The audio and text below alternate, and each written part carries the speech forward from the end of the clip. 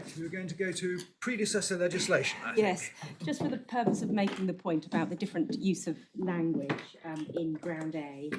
If I could take you in the authorities bundle to the Yousefi case, which is tab 12, and it's page 157 of the bundle, paragraph 26 of the report.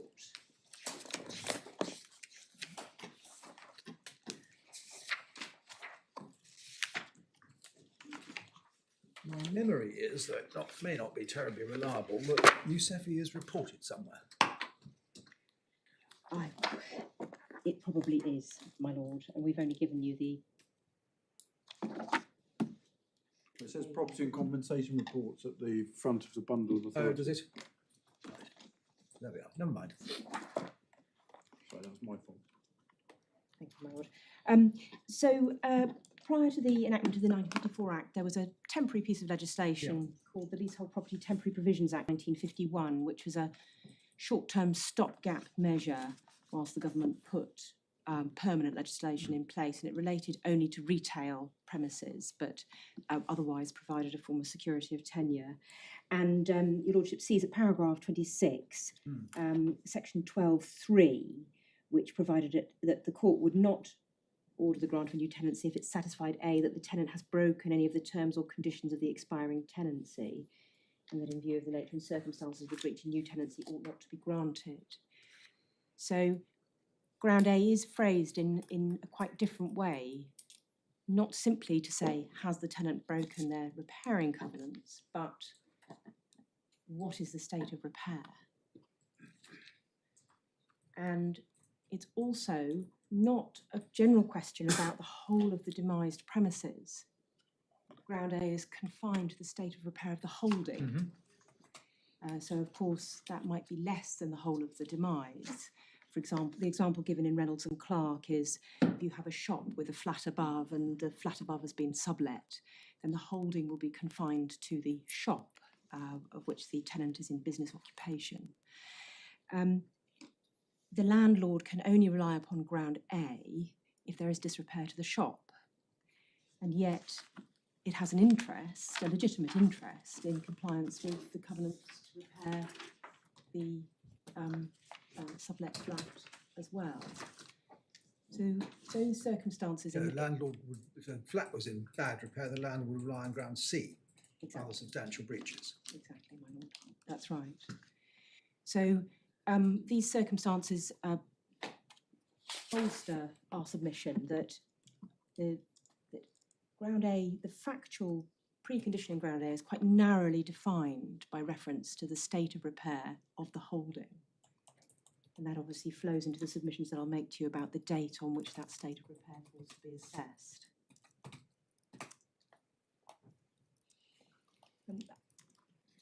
I'm proposing now to deal with the fairness test very briefly, because I've explained our position and there isn't really a dispute between the parties before you. Mr. Grundy has referred to this as a perspective issue. We would submit it's preferable to refer to it as an overall test. It's the overall consideration which should guide the exercise of the value judgment which the court is asked to reach under A, B or C. And it's been put, as I've already said, in various different ways in the authorities, but essentially it concentrates on whether it's fair to compel the landlord to re-enter into legal relations with the tenant. And the Act is granting important statutory rights, and in doing so it is curtailing the freedom of contract of the landlord, the freedom of the landlord to choose with whom it enters into a tenancy agreement.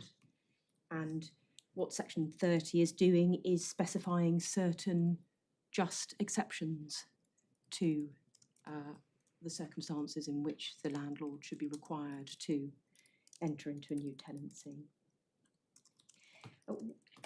What does not follow from that, as certainly as Mr. Lane's skeleton argument appears to suggest, if not Mr. Grundy's submissions, is that the court is only concerned with asking what the tenant has said or done or not said or not done.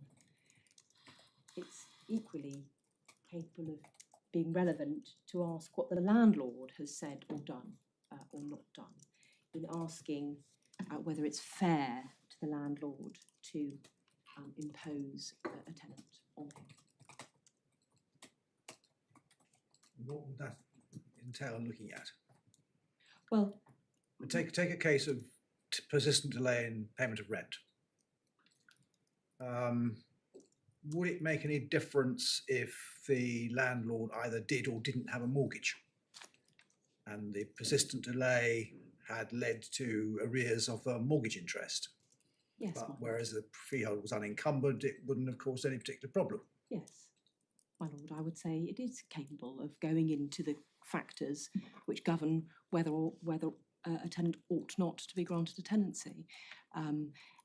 A landlord that's a very large concern may be in a different position from an individual who's really reliant upon the receiving the rent on time, either to meet mortgage obligations or for any other reason. All of these things are capable of being weighed in the balance, we would submit.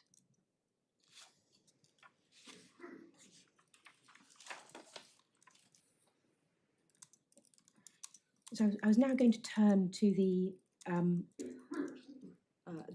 question of the width of the factors that might be taken into account in the exercise of the value judgment, and what Mr. Grundy has referred to as the ambit issue.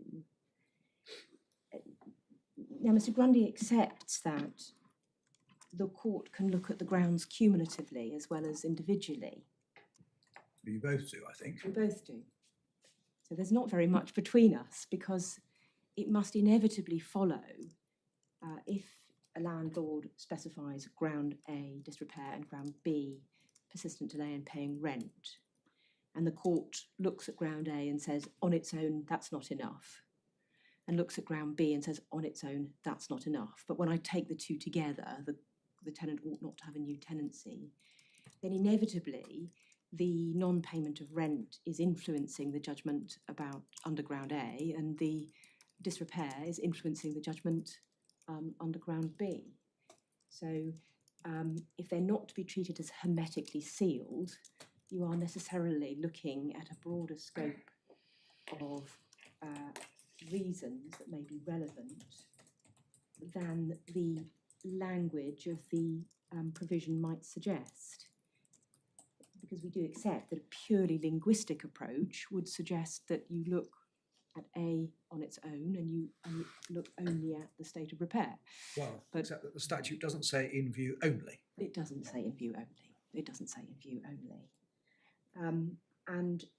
As Mr. Justice Snowden in Kent and Guest recognised, there are policy reasons to support a broader approach. This is a unitary relationship of landlord and tenant.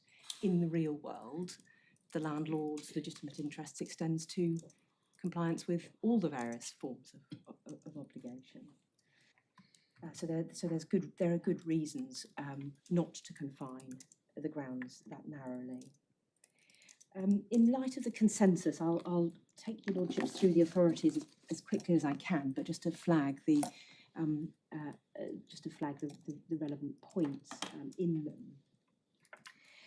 If I take the Lyons case first, which is tab 6 of the bundle, it starts at page 61, if you don't have tabs.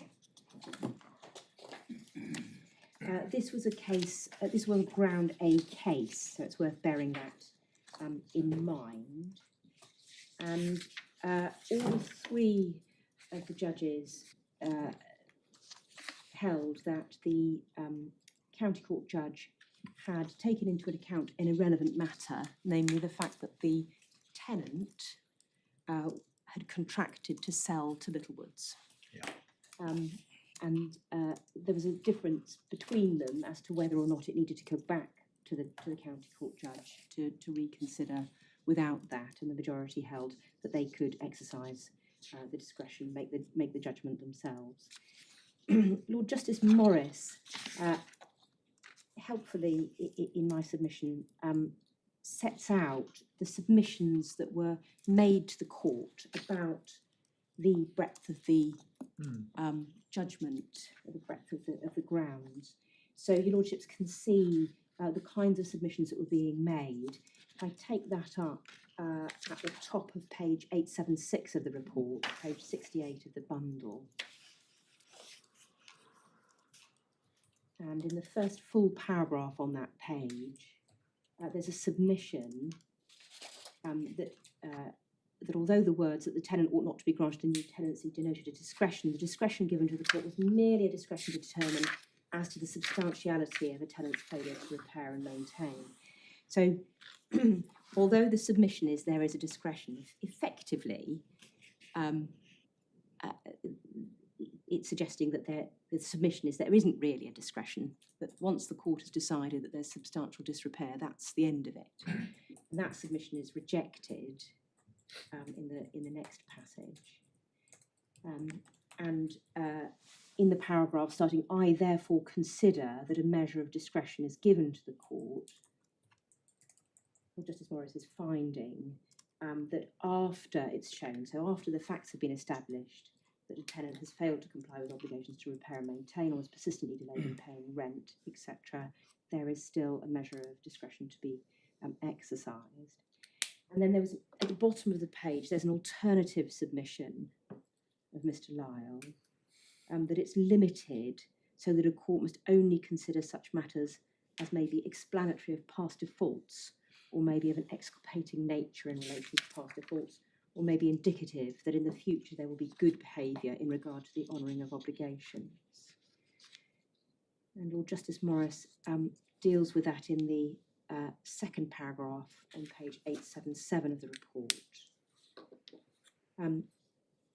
He says the analysis of the scope and function of the discretion which is to be exercised is very helpful, but he says he would hesitate to adopt any particular formula as being all-embracing or which might be thought to be restrictive or definitive.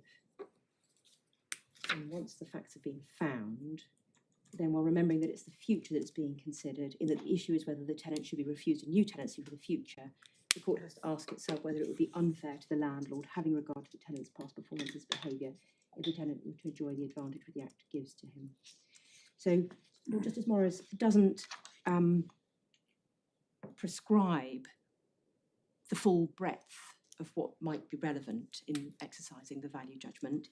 He provides the test against which the value judgment should be made, the unfairness test. But he is, in our submission, rejecting the submission made to him, made to the court, that it's very narrowly confined under Ground A. And similarly, in the judgment of the Justice Ormerod on page 878, page 70 of the bundle,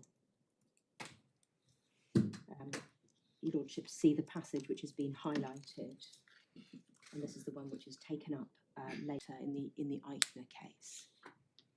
And that passage, again, Lord Justice Ormerod, like Lord Justice Morris, says, without attempting to define the precise limits of that discretion, the judge, as I see it, may have regard to the conduct of the tenant in relation to his obligations and the reasons for any breach of the covenant to repair which has arisen. So he's... You know, the previous sentence is also quite important. The word ought implies that the discretion of the judge is not confined to consideration of the state of repair. Absolutely. So he's stepping away from a very narrow linguistic approach, as it were. Or perhaps it's unfair for me to characterise it as a linguistic approach, but he is stepping away from a position where the ambit of the discretion is confined by the reference to state of repair in the subsection.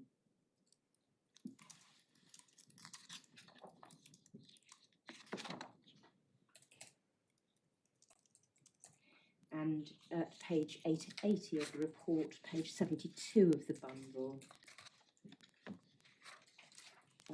we have Mr. Justice Harmon.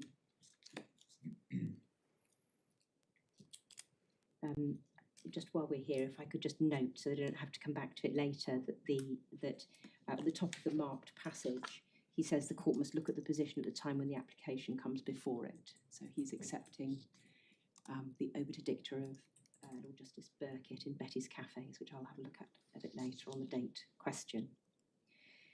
But he says in the following paragraph, the discretion vested in the court is a narrow one. It's limited to the question whether, having regard only to the grounds set out, a new tenancy ought not to be granted. And then he provides a test, whether it be equitable to exclude the landlord from his property for a further term or to foist the tenant on him contrary to the contract. And he contrasts what he sees as the narrow discretion with the broader discretion under section 33 and section 35. And at the top, in the second paragraph on page 81. I mean, when he says, if after the reference to Betty's Cafes, if the landlord then satisfies the court there have been substantial breaches of repairing covenants, blah, blah, the court ought to refuse any lease, whatever promises may be made to the future. Yes.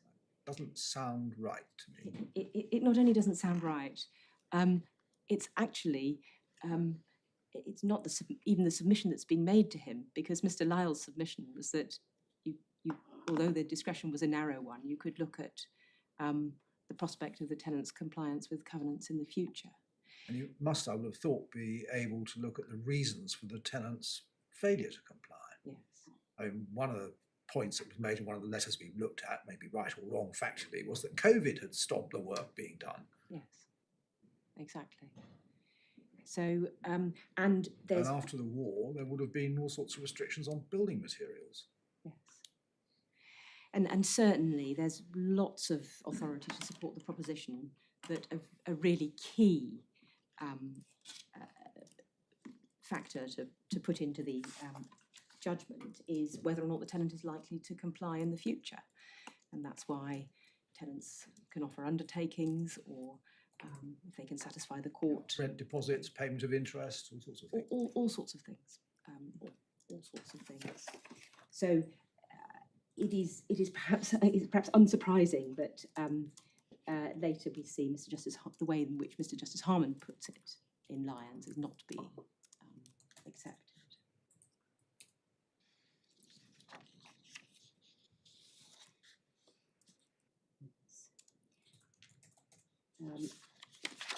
So that's Lyons. And then Eichner's tab 9 of the authorities starts at page 122 of the bundle. And 132. 122. That's just the start, that's just the footnote. If I could start, please, at page 124 of the bundle, page 1122 of the report.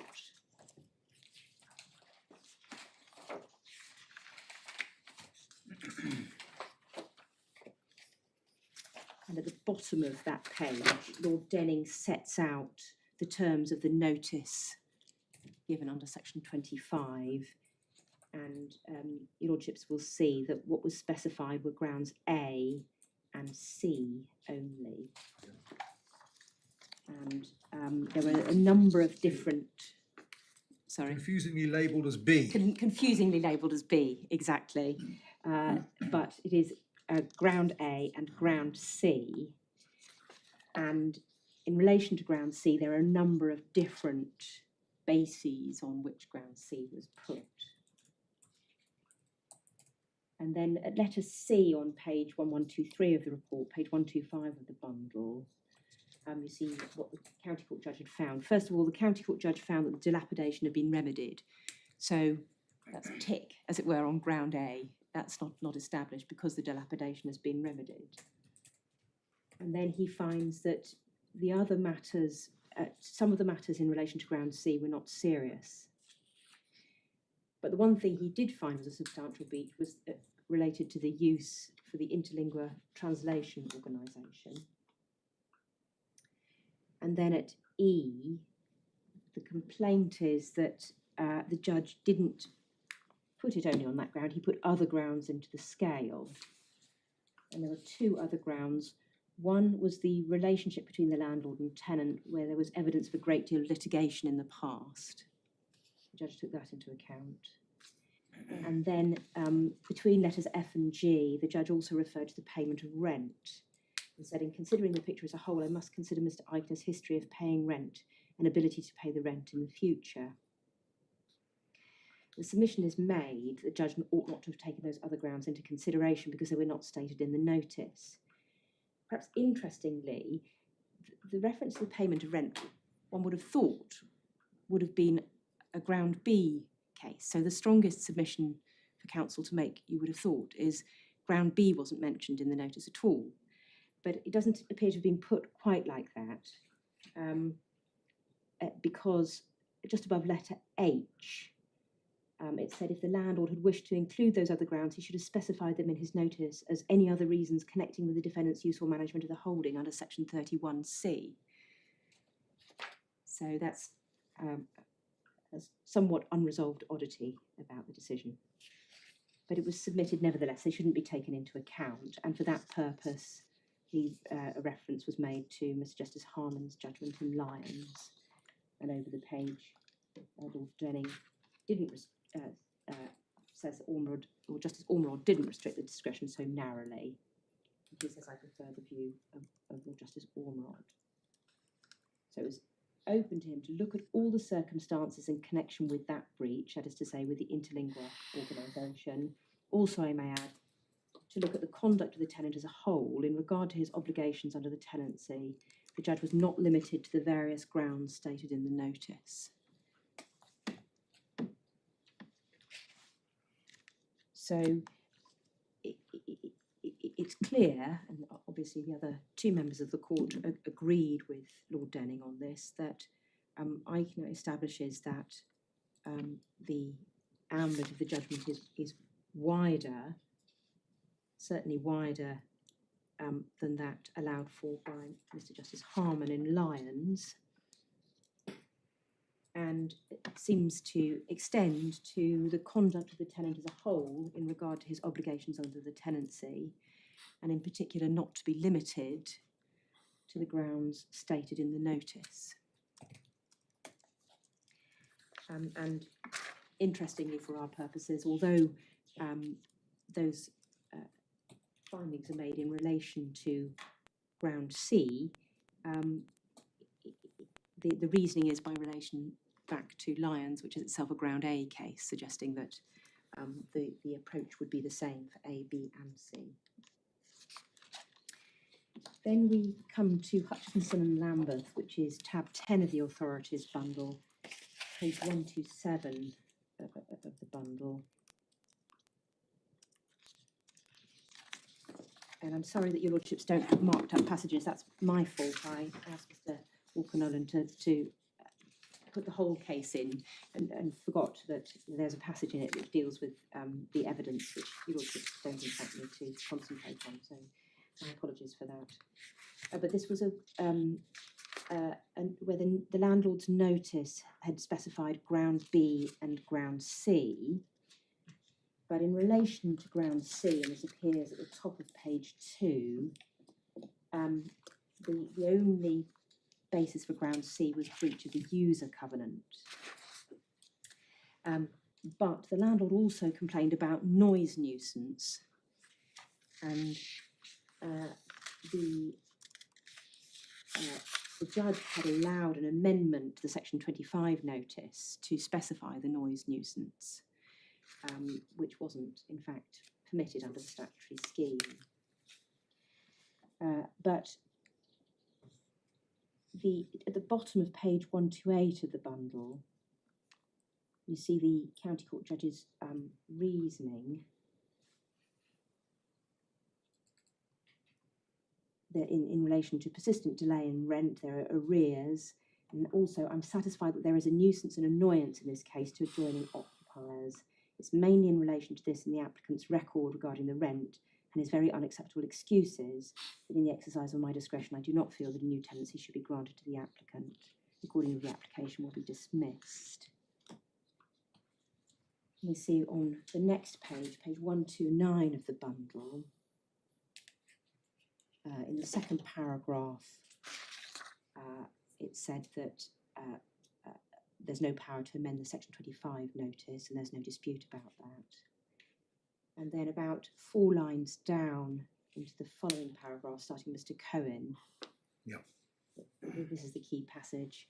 The submission is not well founded for this reason. If the case had been before the court solely on the ground of persistent delay in paying rent, it would have been open to the landlord to lead evidence of all collateral matters affecting the occupancy of the premises by the tenants, and they would have been permitted to give evidence in order to help the learned judge exercise her discretion as to what had been going on.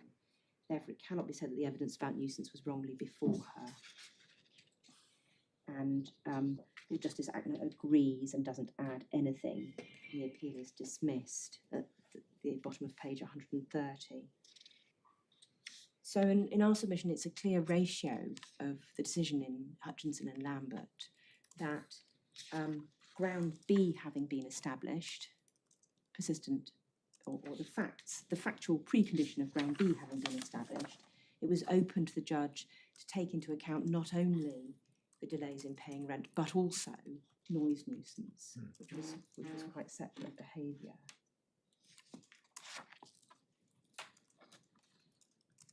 And that's the background against which we come to the Yousefi and Musselwhite case, which is tab 12 of the authorities bundle.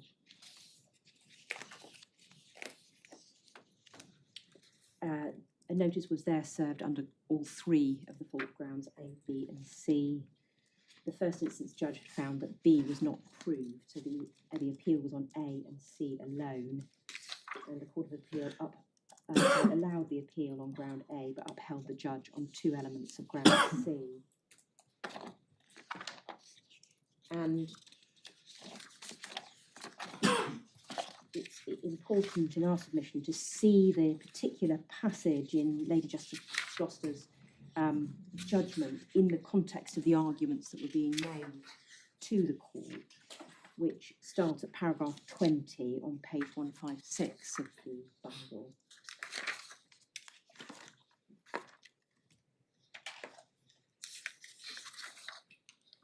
And if your lordships readers, I'm sure you already have done, paragraphs 20 to 22, you'll see that the debate between counsel was as regards the need to show prejudice to the landlord. And it was suggested that the court below had not properly considered whether or not there was whether the landlord's interest was likely to be prejudiced, and there were competing tests put forward. And it's in that context that we come to paragraph 29 of the judgment. The Lady Justice Gloucester starts by saying, in my view, in light of the authorities, the so-called difference in approach contended for respectively by Mr. Jeffers and Mr. Brown is in reality no more than a semantic one. And she then goes on to describe the exercise on which the court has embarked, and in doing so describes ground A as being narrowly confined, effectively focusing exclusively on the state of repair, and asking itself whether, looking forward to the hypothetical new term, the proper interest of the landlord would be prejudiced, etc. And again, as my Lord Justice Lewison pointed out, later on in that paragraph, about the middle of the way down, where it is on page 160, the discretion is not circumscribed in any way other than by the requirement that in asking itself the question whether the tenant ought not to be granted a new tenancy, the court has to focus on the state of repair of the holding. And a similar approach is said to apply in relation to section 31B. As submitted to your lordships earlier, that is, we would say, is inconsistent with the earlier authority, in particular Hutchinson and Lambert, but it is not part of the ratio we would submit of the Yousefi case, because it was not addressing the particular arguments that were put before the court. Yeah. And then we come to Kent and Guest at tab 15 of the authorities, where this issue is grappled with, but ultimately Mr. Justice Snowden doesn't need to make a decision, because he concludes as I would submit, is also the right conclusion in this case, that the judge below had got to the right decision, whichever way one looked at it, whether you look at the discretion collectively or separately. If I take paragraph 30 on page 195 of the bundle, you'll see the submission which is made to the court.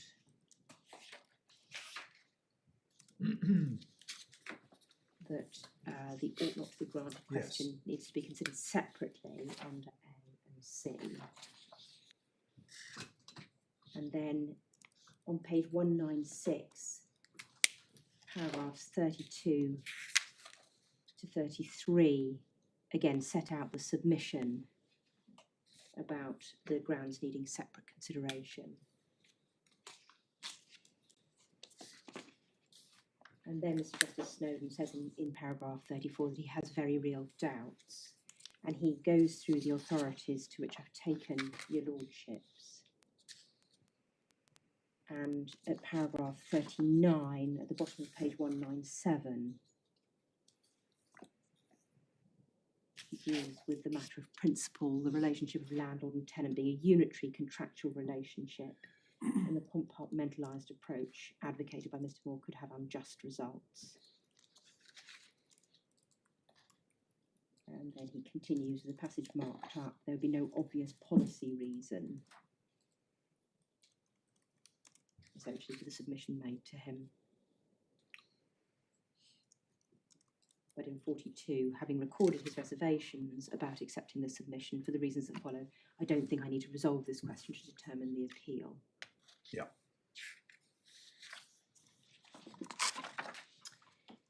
Just so that your lordships have them, the texts, the sort of main textbooks which address this, do them in slightly different ways. The at tab 19 we have Woodfall, that's page 270 of the, it starts at page 270 of the bundle, but the key part is on at page 271. And rather like quite a lot of textbooks which get added to as new authorities get decided, you end up with actually internally contradictory positions. So Yeah, Woodfall that's says, my fault. I write that bit of Woodfall. I do apologise, my lord. I'm so sorry. I ought to have realised that. I'm so sorry, my lord. But perhaps next time you have your editor's pen out, you might like to note the possible conflict in those parts. And Hill and Redmond, your lordships have already been taken to, has a discussion about the tension between the Hutchinson decision and Yousefi and Musselwhite. That's page 280 of the bundle. I should say I don't accept Mr. Grundy's characterisation of this discussion. It in our submission it poses the questions and notes the apparent conflict, as indeed there is.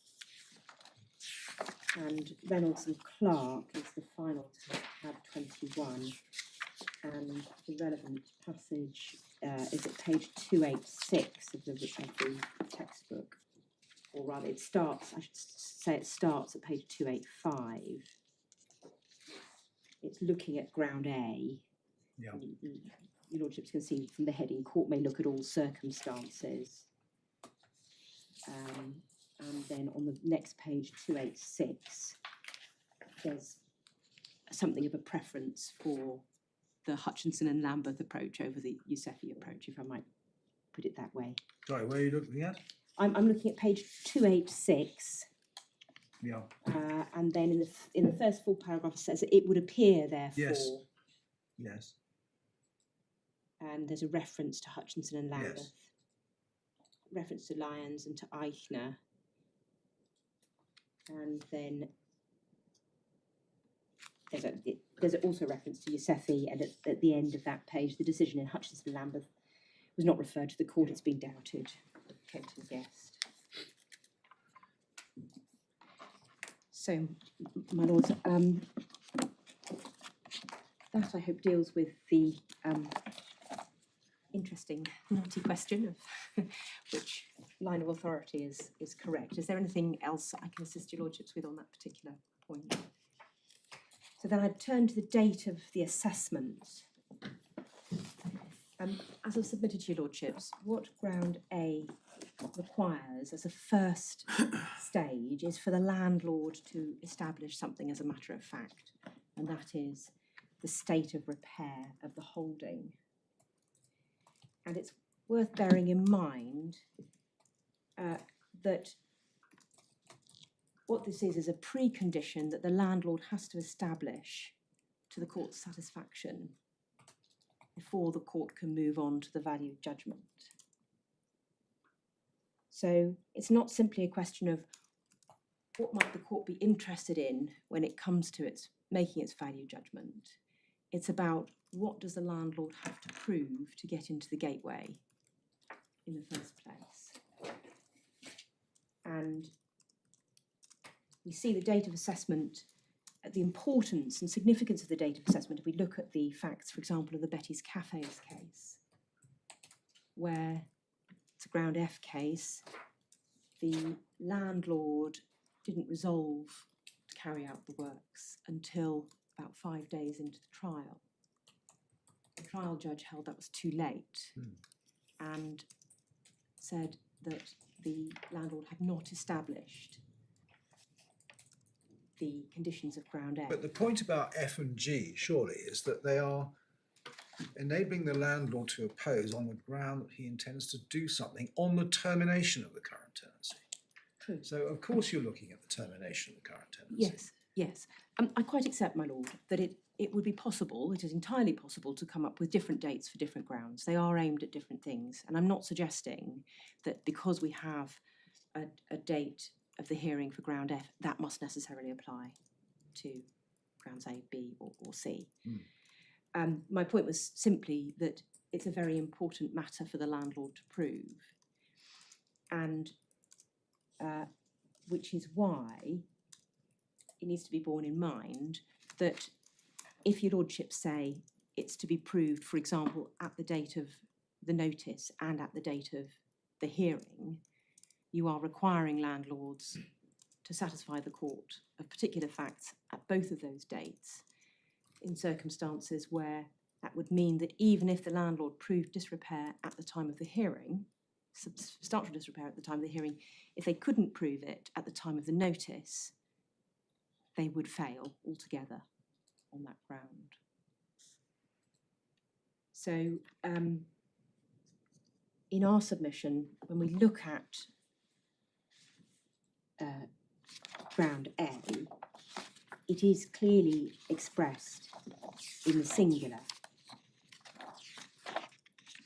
and it is clearly in our submission expressed to be assessed at the same time that the court makes its decision whether the tenant ought to have a new tenancy.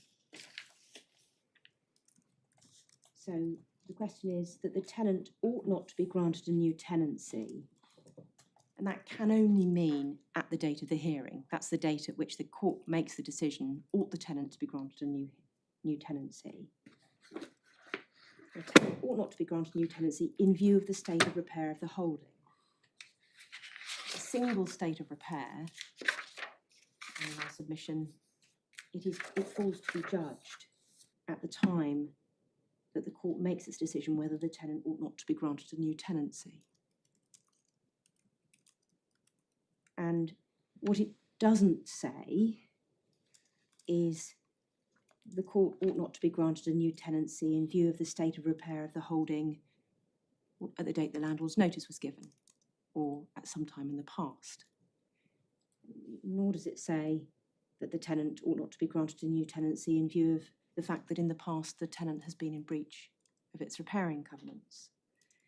It is focused on a physical condition of the building, of the holding only, and in our submission at a particular point in time, namely at the time when the judgment falls to be made about whether or not the tenant ought to be granted a new tenancy. What about the service of a notice because the landlord thought it was in bad repair? Doesn't prove it, but proves that 3 months before the trial it was in a really bad state of repair. Yes. And actually at the date of the trial it's not in a bad state of repair. Yes. and the tenants, acted disgracefully all the way through, and no reasonable person would ever think the landlord should ever have to put up with this tenant ever again. I mean, you were saying that landlord would have to, because the binary date is the date of the trial. No, I'd be saying, my lord, that falls within ground C. Because, But there's a ground about repair, so it's slightly odd to force it into ground C when you've got a ground A that would cover it, unless you strain the language to just look for one single date. well, my lord,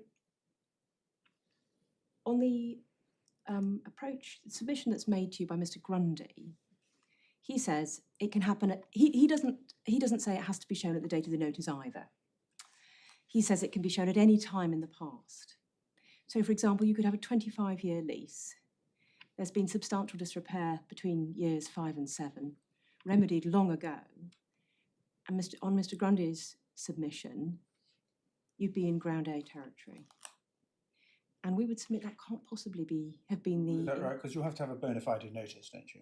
Yes, As a precondition. but he would have a bona fide notice, because on Mr. Grundy's submission, it would be open to the court to apply ground A, because 15 years ago there had been substantial disrepair. Because he says... Not if the notice was given after the repair had taken place, and therefore wasn't given bona fide. Well, no, because it would be bona fide, because what Mr. Grundy's submission is that the ground A is engaged if the landlord can prove that there's been substantial disrepair at any point during the term. So the landlord would be giving their notice in good faith. They would be coming to the court on Mr. Grundy's submission, and they would be saying to the court, there are historic breaches of the repairing obligations. We don't want to enter into a new contractual relationship with this tenant. And look, you can take into account all of these other matters. So, my lords, that we would submit doesn't correlate with the language of the section, and it doesn't correlate with the policy of the section. It is highly unlikely that Parliament intended, in circumstances where it's prescribed particular exceptions to the right to a statutory renewal. But I don't quite understand your point about policy, given that you accept that historic breaches can be shoehorned into ground C. So the landlord can rely on them, it's just a question of under which head. So policy of the section doesn't really help you, does it? But it does make a difference, doesn't it, my lord? Because ground A, we would submit, is dealing with a landlord who says, I really don't want to grant a new tenancy because of the state in which these premises are in, or rather the state in which this holding is in. Mm. Ground C is concerned with a very difficult tenant who's breached their obligations, perhaps in a number of different ways. In the first kind of case, the landlord may well say, if you do if you remedy the dilapidations, that's fine. You can have a new tenancy. Well, let's suppose that the landlord's only ground of complaint is that in the past the tenant has been in breach of the repairing covenant, even though he's put it all right before the landlord comes to serve a notice. I think on your construction, the landlord can still rely on C. Yes, my lord. Well, what's the point of that?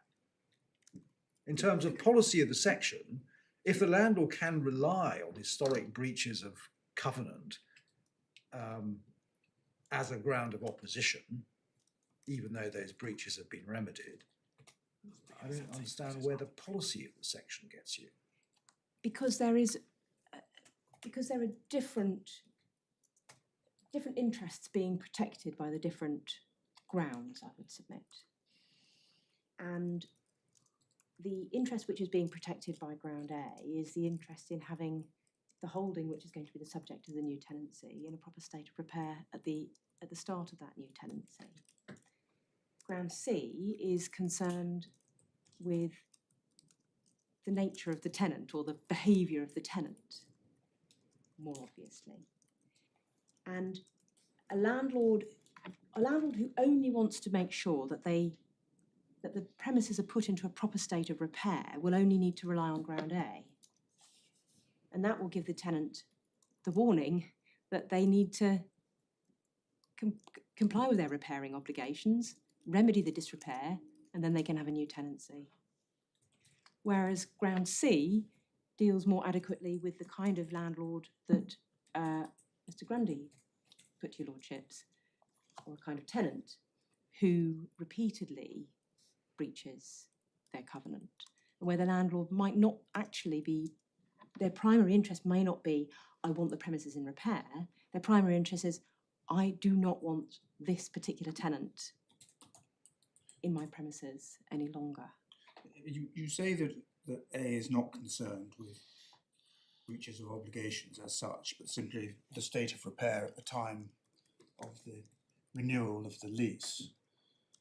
But the hearing date may take place before renewal. It may take place after renewal, or when renewal would otherwise take place. Sorry, by renewal, do you mean remedying of the disrepair or renewal of the new? The state of repair that we're talking about. Yes. You suggest that it's got to be in good repair. Yes. And if it's in good repair, that matters, not because of any historic reasons for it previously having been in disrepair or not, but that it's only concerned prospectively, as it were, with everything should be ready to go when the lease is renewed. Yes. But if that were right, then you would side with what Mr. Justice Harmon said, that promise to put it right in the future won't do, ever. No, my lord. No, that's making the converse of the case that I'm making. So we come to a trial. We come to the trial of a preliminary issue. Is ground A satisfied? If the premises are no longer in a state of disrepair, if they are by then in a complete state of repair, then ground A is not satisfied. And on that example, suppose that the hearing is before the lease expires. It tells you nothing about whether the state of repair will be in disrepair or in repair at the time of any potential renewal, does it? So the way that the Act operates is it will, under Section 64, it statutorily continues the tenancy whilst the litigation is taking place. So the tenant will always have had notice, a Section 25 notice, or a Section 26 counter notice from the landlord, which says, I am going to bring your tenancy to an end. In the case of Section 25 notice, I'm going to bring your tenancy to an end, and these are the grounds I'm going to rely on under Section 30. The problem with trying to construct some sort of coherent time frame for all this is indeed Section 64 and the court's practice of dealing with grounds of opposition as a preliminary issue. So you have your hearing, the court decides there was substantial disrepair at the date of the notice, but it's all been put right by the time of the hearing. I'm going to refuse a new tenancy, let us suppose. Tenant appeals. The appeal prolongs the grant of new tenancy. It comes before this court, and we reverse the judge, let us suppose, and send it off for a new hearing. And now there's an argument about the rent or the terms of the lease or whatever it is, and 2-3 years go by before that's all put to bed. So, as my lord says, the coincidence between the original trial date of the preliminary issue and the actual grant of the new lease may be a complete illusion. But that's also the case in relation to grounds F and G. Yes, that's true. In fact, I should think it's probably the same with all of the grounds, if I just have a little bit of a think about this. Because under ground D, the landlord is offered and is willing to provide alternative accommodation. The alternative accommodation clearly has to be available for the tenant to move into when the existing lease expires. Is willing is a bit more difficult. Sorry? Is willing is a bit more difficult. That may relate to the date of the notice. Yes, it may, and there's some discussion of that in the dicta. But clearly, I mean, and the dicta also say this: it would be madness to say for the landlord to be able to say, "Oh, I was prepared to offer you alternative accommodation at some point in the past, but that's gone now." So clearly, the alternative accommodation must be available when the tenant is ready to move into it. Equally, little e is looking to the future. It's looking to the ability of the landlord to gain more rent than they can currently get from a subdivision of the premises. So the point your lordship puts to me is a good one, and it is perhaps inherent in the Act that you don't know when your current tenancy is going to come to an end, and therefore exactly when your new tenancy is going to begin. But my lord, where does that take us, in a sense? Where do we go with that? Because... Well, it may militate against the snapshot approach, because the time at which you take the snapshot may or may not bear a relationship to the time at which the lease is actually renewed.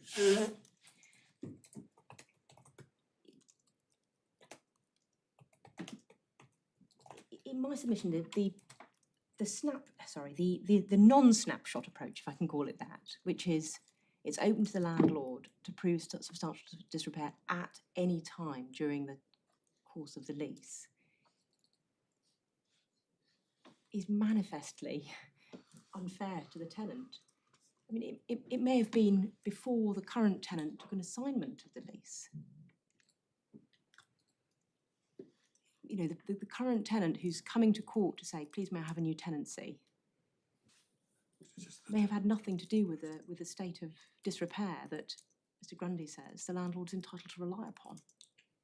Well, then it wouldn't get past the ought not test. We're looking at the threshold.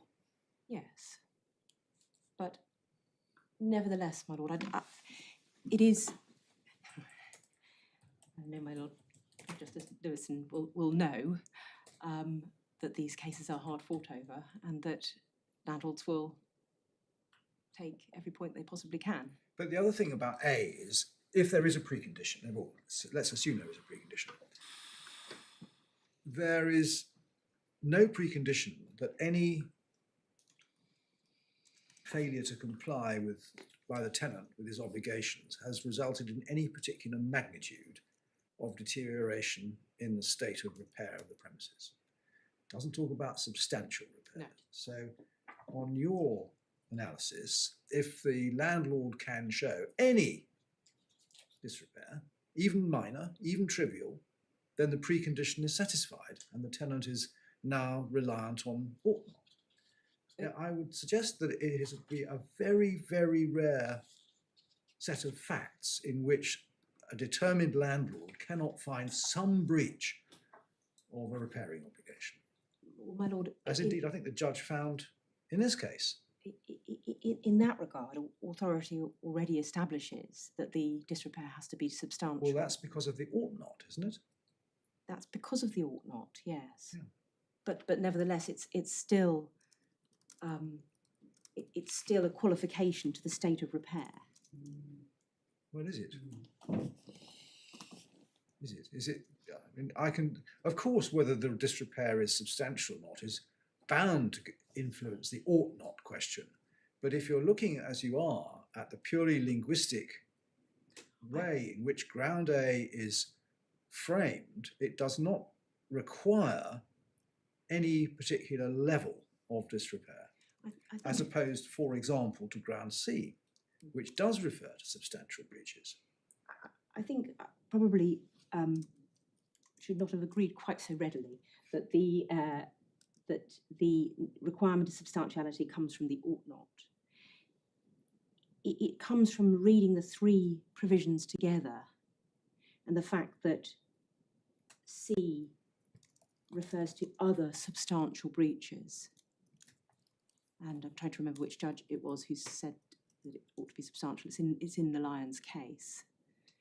And it's reading those three together, given that C only relates to other substantial breaches, it must follow that A and B also relate only to substantial breaches. I mean, it depends how you read them. It would be perverse to refuse the tenant's new tenancy under ground A on the ground there were trivial breaches of the covenant. I mean, no rational judge could approach the ought not question by saying, in view of trivial breaches, the tenant ought not to be granted new tenancy. That's impossible. But I'm not sure that answers the question about what the landlord has to prove to get into the Well, that's what I'm discretionary suggesting to tenant. you, that even on your construction, if the landlord proves any breach of obligation, repairing obligation, then the precondition has been satisfied and we're into the ought not question. So My I'm lord, just I- wondering what practical advantage there is in your interpretation. The practical advantage is this, that the tenant gets a notice to say, if you don't comply with your repairing obligations, I'm going to go to court and say that you can't have a renewal tenancy. And that gives the tenant fair warning that they need to get their house in order and to remedy the disrepair. Well, I see that. And if the tenant does get his house in order by the time of the hearing, then chances are the judge will answer the ought not question in the tenant's favour. I quite see that there is an incentive once the tenant is told this is what the landlord is going, this is the ground on which the landlord will oppose. Tenant has every incentive to get his house in order, but that's not your point. Your point is there is a precondition which must be satisfied. My point is, yes, that there is something that landlord has to prove before the gateway is open to the ought not question. And it's important for the landlord to know at what date it has to prove that. And it's important for the tenant to know at what date the landlord could prove that as well. Because if it's really to be said that if I take an assignment of a 25-year lease, which has Well, I'm 5 sorry, years left sorry to to run. interject there. It's just 31A does refer to the tenant and the tenancy, and it's clear that it must be the tenant whose application is being considered at the time. So I don't think my learned friend's example of an assignment with a Well, you'll get a private- chance to reply. on this. I will. Or that a tenant who has remedied disrepair some considerable time ago can face the uncertainty of not knowing that they can definitely renew their lease at the end of their term. These are significant consequences Yes. for tenants.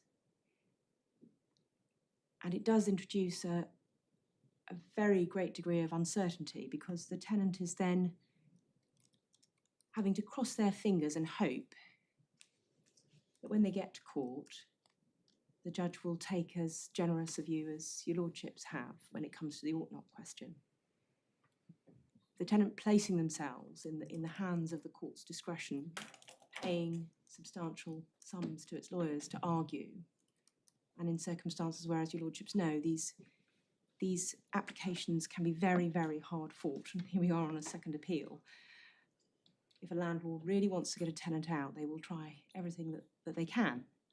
And so it does, the suggestion, which is, after all, not what any of the obiter dicta say, I know they are only obiter dicta, but none of them suggest that the right answer is the landlord can prove disrepair at any time during the course of the term, has very significant consequences for the security of tenure of business tenants. Yeah. Because anything that becomes discretionary is really problematic in terms of everybody knowing where they stand. The tenant can't be sure that they can remedy this disrepair, they can sort it out, and they can go to court and say it's done. is a significant problem. No, your point is if there is no substantial disrepair at the hearing date, the judge doesn't get as far as the ought not question. That's right, my lord. And you get substantial disrepair from a combined reading of A, B and C, even though the word substantial doesn't appear in That's A. right, yes. Exactly. Previous disrepair, you say nevertheless can be taken into account under the first half of C as an other substantial breach, because other doesn't here exclude repairing breaches. Exactly, in just the same way as if there was disrepair to a part of the premises that was not within the holding, that clearly doesn't fall within A, because that's concerned with the state of repair of the holding. No, but suppose, forget differences between demise and holding. You're saying if you have past breach remedied by the time of the hearing, you don't get within A, and the past breach can be taken into account because it falls within the first half of C, because a breach of a repairing obligation is not an other substantial breach. What purpose does other then perform in the first half of C? Other than what? Other than breaches which bring you within A or B.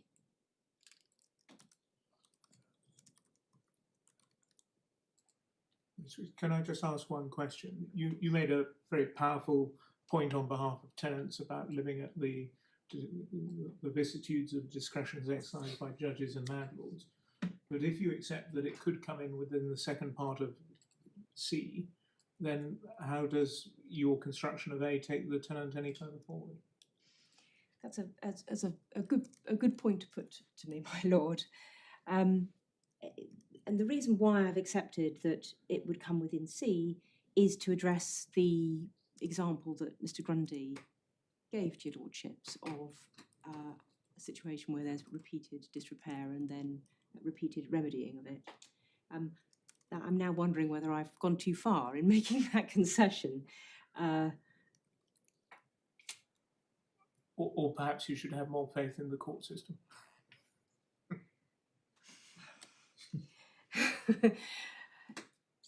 As advocates, one always has a faith in the court system, but it may not be the case. As your lordships know, the cases that litigate are the tip of the iceberg, and they affect the behaviour of many people who never get anywhere near the court. So my lords, backtracking a bit, but offering it to your lordships as an alternative, if you were of the view that there was strength in my submission that the state of repair of the holding in A should be confined to the date of the hearing, then it is possible to read C so that other substantial breaches does not include breaches of repairing obligations. That would give rise to the potential for the scenario that Mr. Grundy has mentioned, for example. And it would also cater for your example of the shop and the sublet flat. Sublet flat in disrepair, you'd stick under C because it's not the holding. Yes. So yes. So one could still deal with sublet flat under C whilst saying, in relation to disrepair, you have to bring it under A or not at all.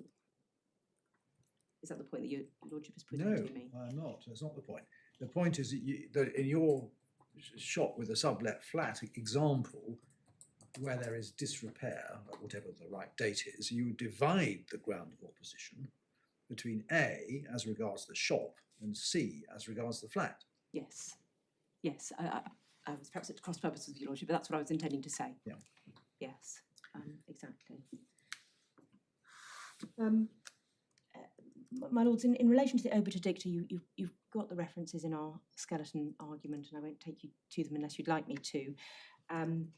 But they do only offer two possibilities, date of hearing or date of notice. They're both a single date that the landlord has to prove. And the date of the notice is a particularly unattractive one in our submission, particularly now that it's recognised in a way that it wasn't recognised when the Betty's Cafes decision was taken, that the notice is in the nature of pleading, as it were, to give the tenant warning of the case that it's going to have to meet at the hearing, rather than having any particular significance in terms of Yeah. the landlord establishing the grounds.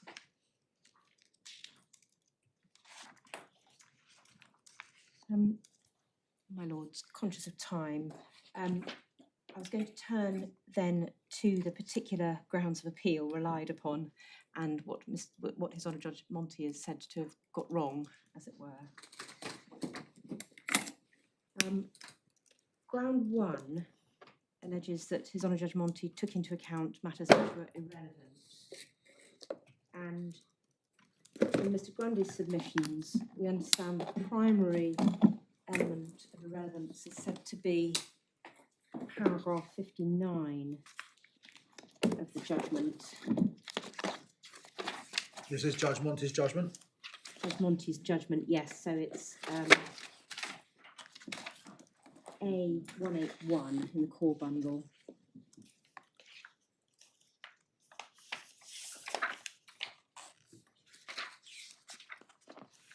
Yes. So it's said to be irrelevant that the evidence is that the premises is their livelihood and serves the local community.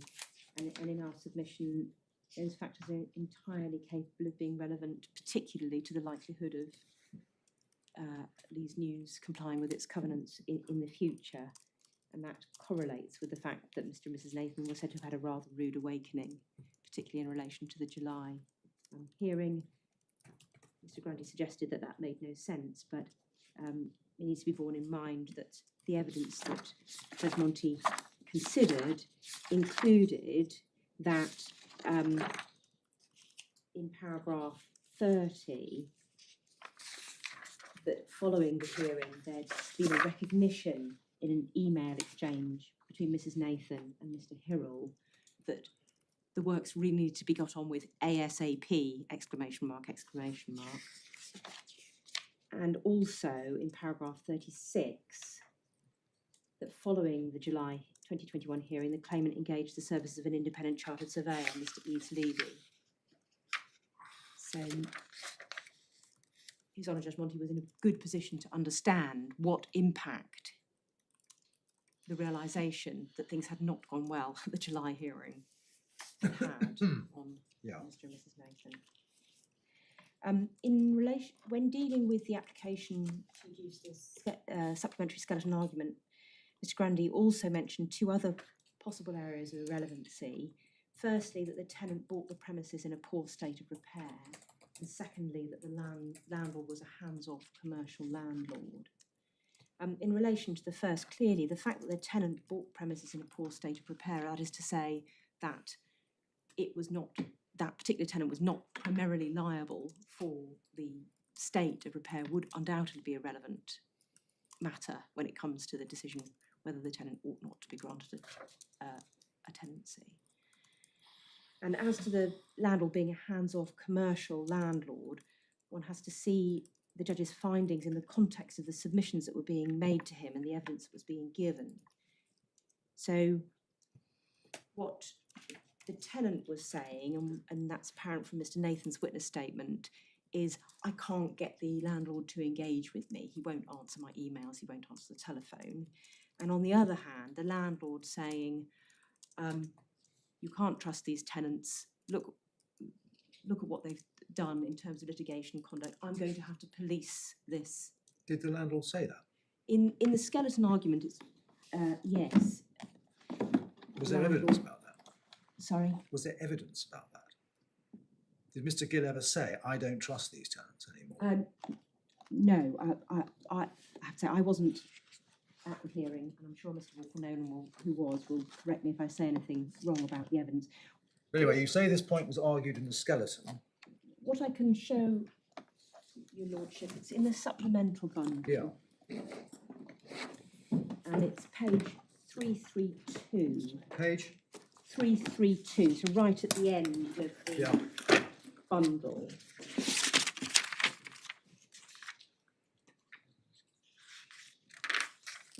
This is the landlord's So skeleton. this is the landlord's skeleton. And just to put it in context, at page 330, you see the heading Ground A failure to repair.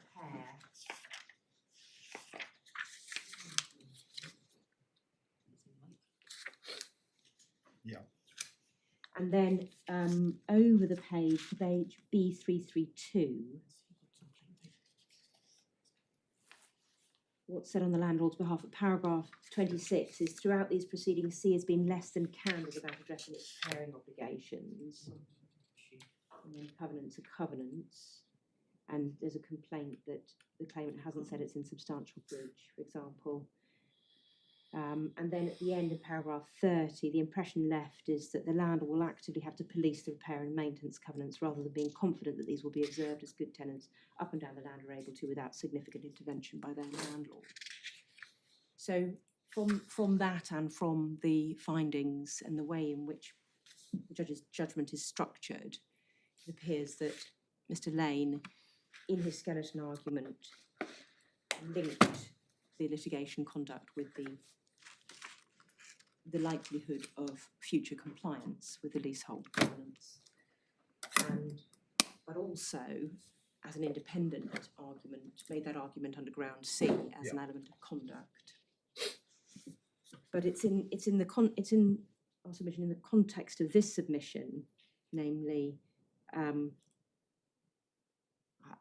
concern expressed about the likelihood of future compliance, that the judge's comments about the landlord being a hands-off commercial landlord have to be seen, because essentially he was saying, well, you won't be policing the compliance with these covenants because I'm satisfied that Lees News is likely to comply with them in future, and that's why it's a factor which is described as being in favour of the tenants, that the landlord is not the sort of landlord who actually has any contact with his tenants.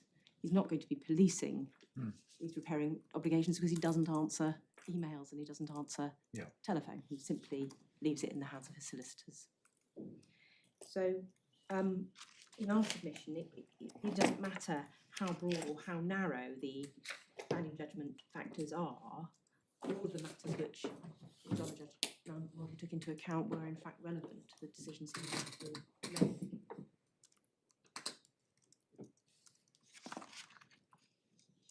In relation to the litigation conduct, you'll have seen that His Honour Judge Monty dealt with this, made appropriate findings. He dealt with it at substantial length. In his judgment, he, at page A174 of the core bundle, above paragraph 21, Your Lordship sees that he has the heading, an overview of the position in relation to disrepair. And what follows then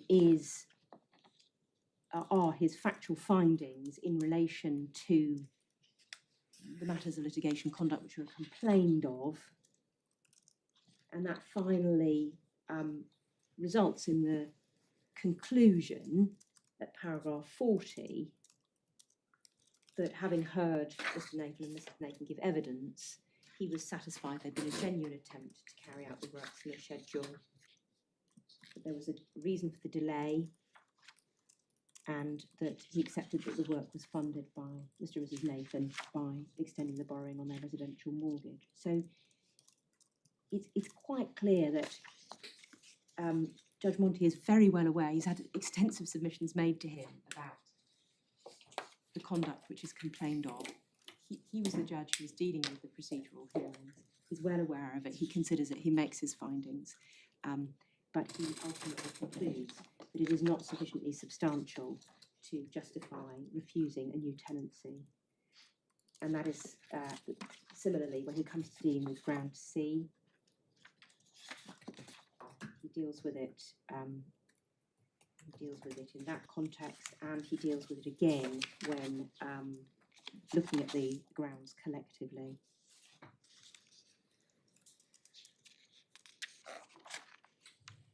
It's suggested that the judge did not properly apply the fairness test, which both parties agree is the appropriate test, but he expressly refers to it in more than one place in his judgment.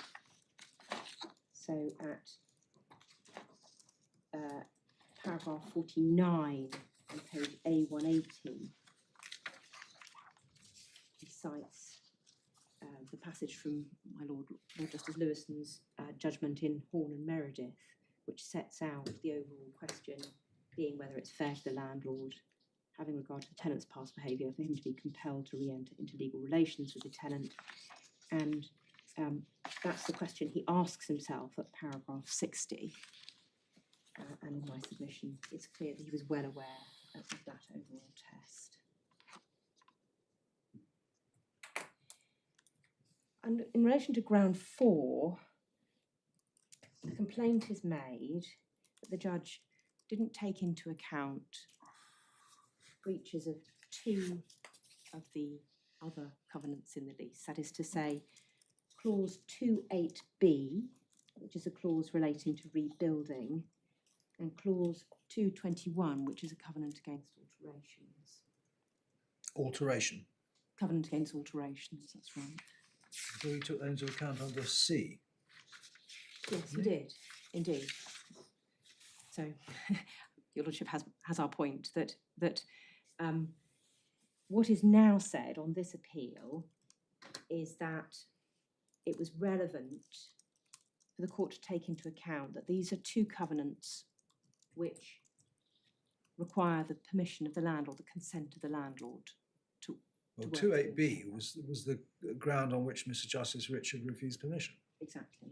I don't think Mr. Grundis pressed that ground in view of rather discouraging Thank you. interventions. Well, I'll just rest on our skeleton argument in that respect. It wasn't raised below. Clause 221 was raised below and was addressed. And I think that deals with ground 5 as well. So it's grounds 4 and 5 both relate to those particular provisions. I refer to our skeleton argument. Ground 7 no longer seems to be relied upon. This is the idea that there'd been an irretrievable breakdown in the landlord and tenant relationship. My lords, is there anything else I can help you with? Thank you very much, Miss Wicks. Yes, Mr. Grundy. Excuse me, my lord.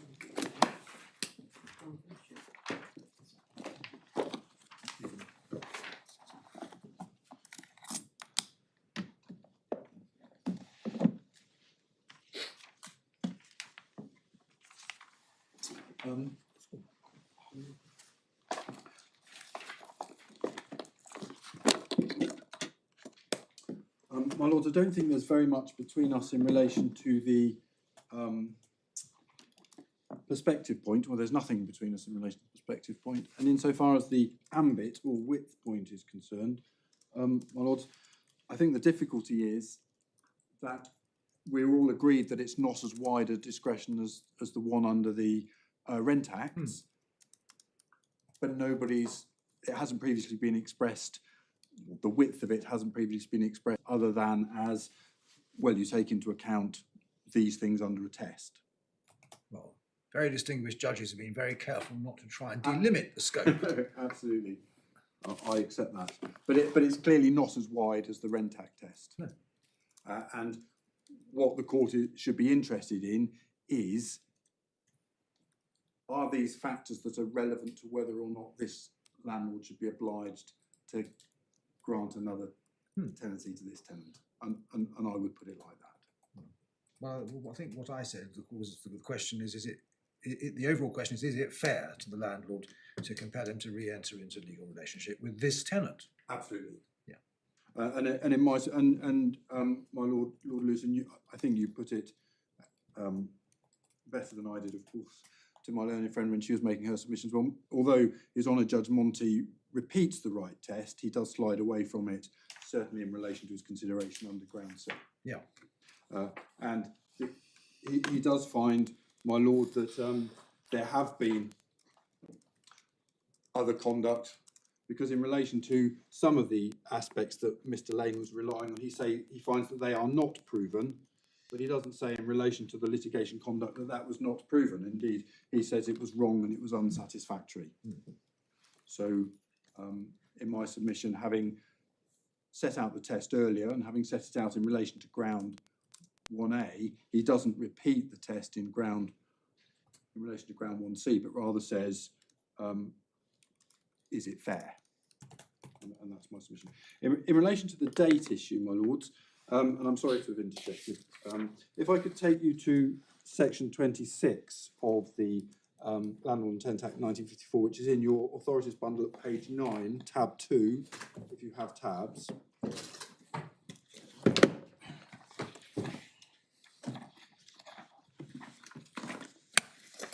Yes. You'll see there that this sets out the provisions in relation to a section 26 notice, which is one way in which the matter can come before the court. It can also come before the court if the landlord serves a section 25 notice and then an application is made. But clearly there's a reference to a tenant's request.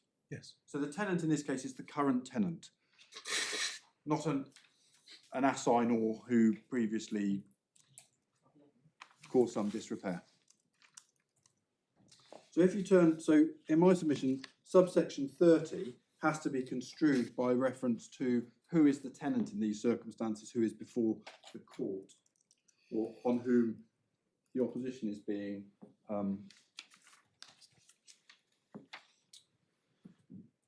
I think the court said that in Lyons. That's why Littlewoods was irrelevant.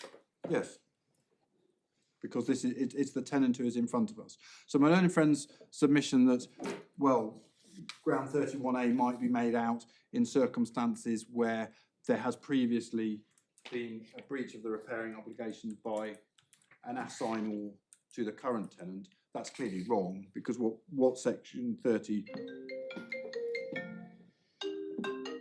what section 31A says is the tenant has any obligations as respects the repair and maintenance of the holding, that the tenant ought not to be granted a new tenancy in view of the state of the repair of the holding being a state resulting from the tenant's failure to comply with the said obligation. Well, if you look at Lyons, page 71 of the bundle, page 879 of the report, or Justice Ormerod, he says the contract with Littlewoods had no bearing on the case. The question was one to be tried between the landlord and the existing tenant, and it was his breaches and his conduct which were material. My lord, yes. Now that isn't an answer to my learned friend's date issue, completely. In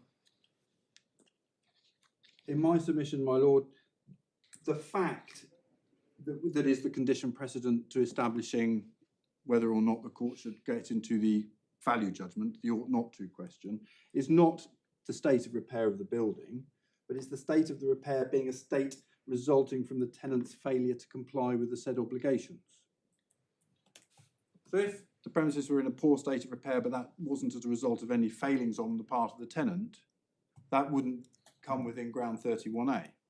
It has to be as a result of failures on the part of the tenant to comply with their contractual obligations. And that, of course, makes absolute sense in the context of this legislation, which is looking at whether or not the tenant should be obliged to grant the landlord should be obliged to grant the tenant a new tenancy as a result of their conduct as a tenant.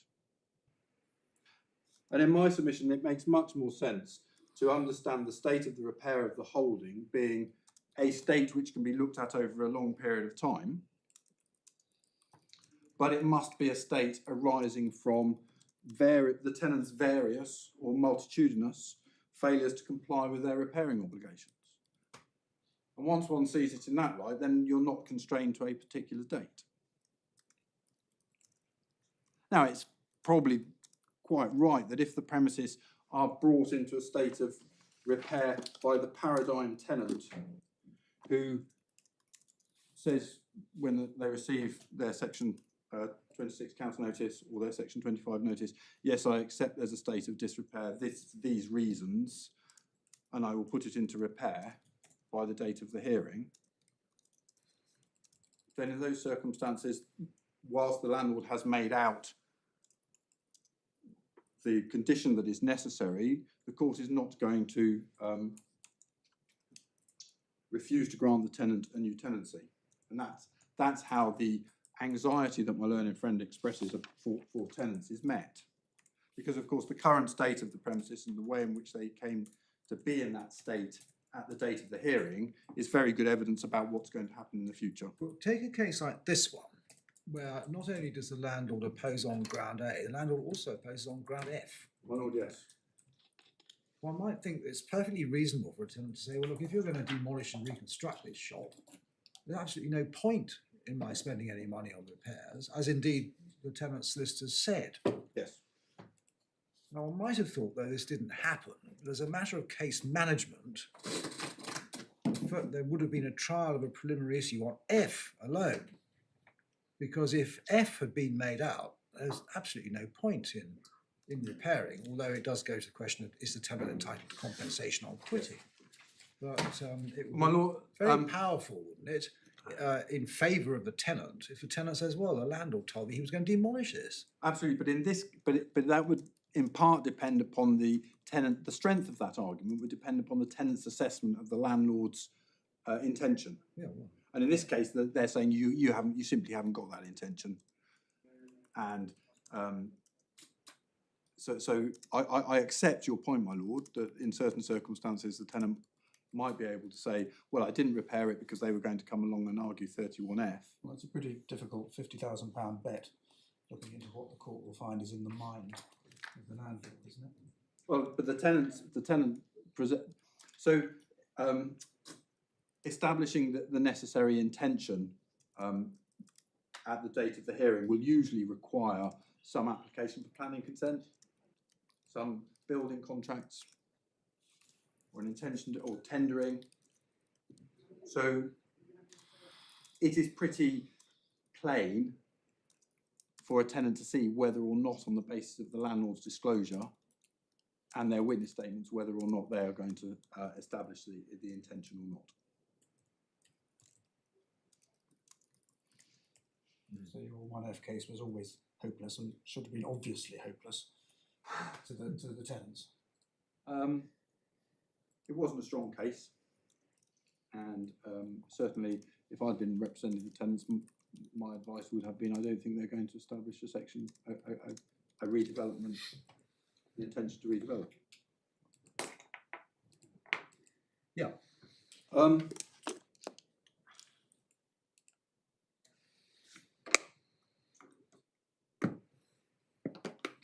And in fact, the construction that historic disrepair can come under ground 31C, historic remedied disrepair can come under 31C, doesn't really make sense because the reference is to other substantial breaches. Well, that means breaches presumably of clauses other than the ones referred to above. Well, on Miss Witt's constructions, it means breaches other than those which fall within A. Yes, but that refers to, the breaches that are referred to are breaches of repairing covenant. Well, that's true, but take her example of the shop with the sublet flat, where the sublet flat is not part of the holding. Yes, Disrepair in the sublet flat cannot come within A, I accept that.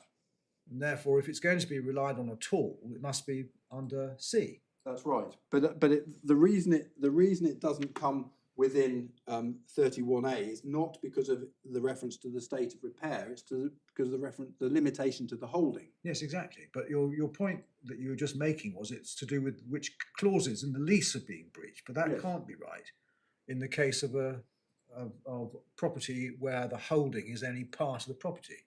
Well,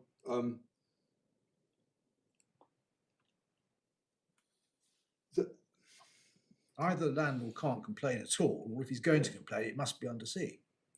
well, my lords, in my submission, the exception that is provided in C, or the case that is outside of the other cases, do not obviously relate to disrepair, because disrepair is referred to in subsection 31A.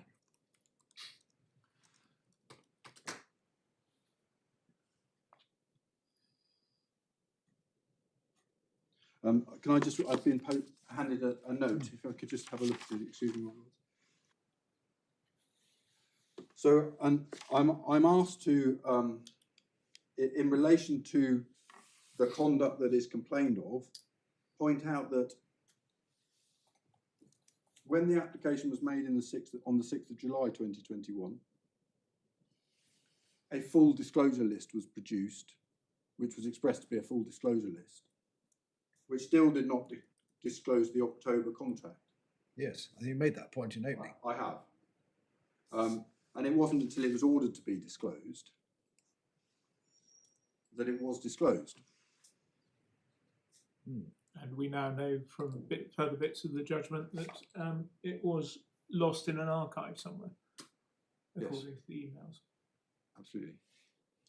But that doesn't mean that people weren't on the roof on the 2nd of July doing the works at the time that Mr. Hirrell's report that said nothing more needs doing was being applied to be adduced as expert evidence on behalf of the tenant. But one of the curious features of your submissions on this topic is that, in fact, the tenant turned out to be a better tenant than you thought. You thought nothing was happening, but in fact, quite a lot was going on to put this property into repair. It was, but it meant that, so His Honour Judge Monty refers to the costs. He says, oh, look, they've incurred quite a lot of cost in doing this. And the landlord has incurred quite a lot of cost, and you'll be aware from the cost judgment that he was ordered to pay most, the substantial part of the cost, notwithstanding the litigation stance. In fact, all they were doing in incurring the cost was putting the premises into the state that it should have been in had they complied with their repairing obligations in any event. So if you look at paragraph 60 that my learned friend took you to. Paragraph 50 of what? Paragraph 60 of His Honour Judge Monty's judgment. There's a page A181 and over to A182. Yeah. Sorry, I apologise.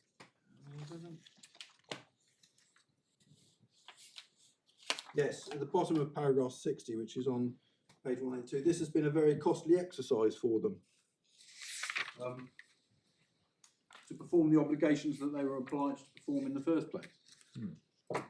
It would have been less costly, presumably, if the litigation had been conducted in a way it should have been conducted by reference to the overriding objective, and they'd indicated that they accepted that there was substantial disrepair, but that they were getting on and repairing it. So it is absolutely right that the judge found that now most of the repair had been done, but that wasn't how the damage, or that wasn't how the, having regard to the landlord's perspective, if these people have inadvertently misled me during the conduct of this litigation, how can I be confident of them as tenants going forward? Is it fair to me to grant them, for me to be obliged to grant them a tenancy? Where, under the litigation, the obligation to effectively be full and frank was greater than it would be in relation to the tenancy agreement. My Lord, those are the submissions in response. I have made a submission in response to the respondent's notice, so my learned friend obviously has an opportunity to have a go back. I'm not sure about that. Is the I respondent's wasn't notice proposing to, not unless there's cross anything appeal? I can help you with. Thank you very much, Mr. Grundy. Thank you. Well, thank you both very much for your interesting arguments. We shall reserve our judgments. We will get a draft in the usual way. It comes with a strict embargo, which means what it says. So it can be only distributed to those whose names have been given to the court in advance of the hearing. It will be your opportunity to correct our English, but not our reasoning, nor to introduce new points. And we would hope that in the light of the draft, you will be able to agree an order disposing of the appeal. If you can't agree a form of order, please make short written submissions, and we will make the order that we think to be appropriate. Thank you very much. All rise if you're able to.